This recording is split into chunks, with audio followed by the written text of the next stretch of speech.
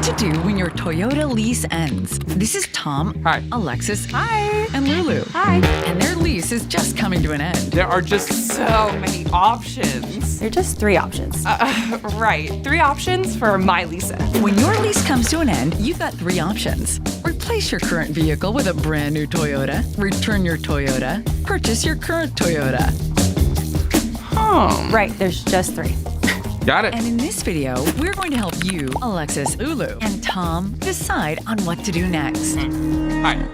So I think I know what I want to do. I'm all about the latest technology, so I'm going to want to get in a new Toyota. And by going with the replace option, you'll also be getting the latest safety features, perhaps improved fuel economy, depending on which Toyota you choose, and... No.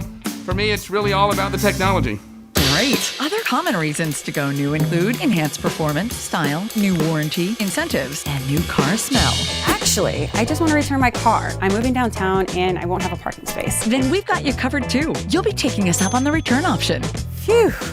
But I love my Toyota. Ah, excellent. No, you don't understand. I really, really love my Toyota. It's got a name and everything. Well, in that case, you can elect to purchase your leased vehicle. Ah! And there are many other reasons you might want to purchase your lease. Maybe you've put a few extra miles on it or taken it on one too many off-road adventures. What? I'd never go off-roading with my baby. Right.